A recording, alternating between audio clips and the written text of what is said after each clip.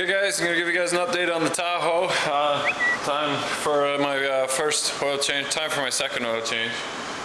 This is my first oil change. It's been a really busy summer. There's a few things wrong with the Tahoe, including a speaker that was out.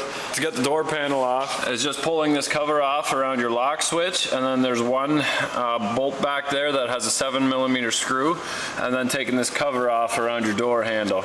And those are just little clips. If you take a screwdriver and just very gently pry up on one side, you pull this cover off, and then you're going to want to take that little 3-piece or triangle piece on top of the door off, and that just pulls right out. Then these clips at the back here is all that holds it on, and they're in the shape of a U, so you have to lift up on the door and the door will come right off. Then you can get at your wiring, and all of them just plug in at the bottom of the switch here. Don't take the switch out because there's a bolt on the bottom here that holds it in place, and you can't get this switch out from the outside. You can also leave this one in place. So the speaker, it only takes about a minute to take the door panel off. So I swapped speakers because it was the driver's door originally that was out, and put the passenger over on the driver's side. Now they have a problem with moisture getting into the connectors here, and a bad connection might be all that you have, and that'll be a symptom of the speaker cutting in and out. This is a holder for it, and all I did was cut the old speaker out, which is just from the back side, and then I put another 6-inch speaker in over top because I don't want to go to dealer and get another speaker, and the Wreckers didn't have any.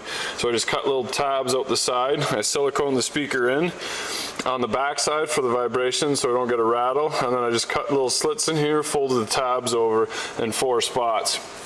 And then I can just put some spade connectors in the back and then pop it right in. So that should work. Here we go.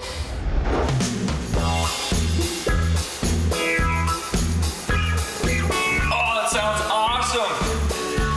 But there's nothing playing because of the copyright rules in YouTube. But luckily there's always music in my head. The nice thing about this truck is it's already 10 years old, so there's a pile of parts for it, and there's a lot of companies that already make aftermarket parts for it, including these Myron and Davis headrest TVs. Picked it up for 120 bucks, I think, so just a DVD player that I installed in the console there, and then two TVs that go on the headrests. And I think he said originally that he paid $2 grand to have these installed somewhere, East Hamilton Radio or something. But unfortunately the headrest is gray and this is tan, so I'm gonna maybe bring it to my interior lady, see if she can take the original headrest and put the TVs in there. Not a big deal, I'm looking forward anyway. But the nice thing is that one of our daughters is forward facing, the other one's rear facing. So what I did was I just made a little bracket. I got 2 of them, the other one's laying somewhere down underneath.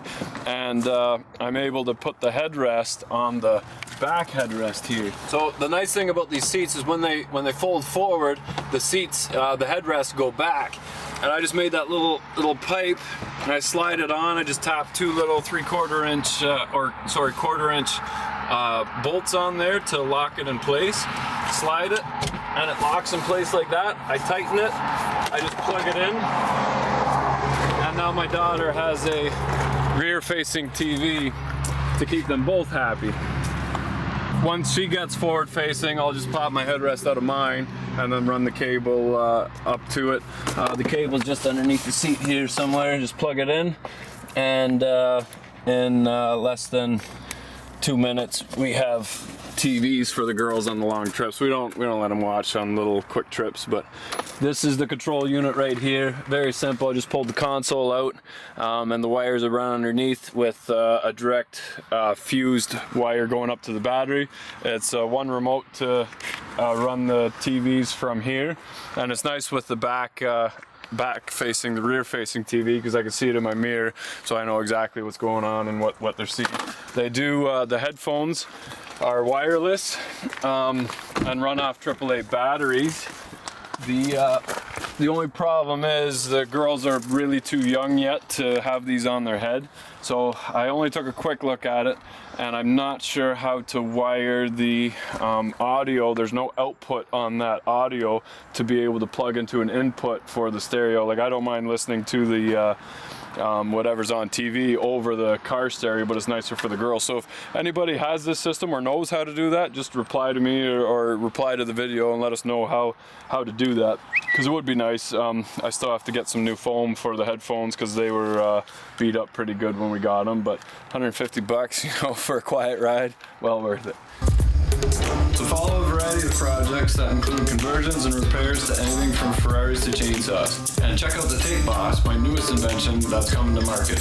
And remember, if you're not filthy, you're not rich.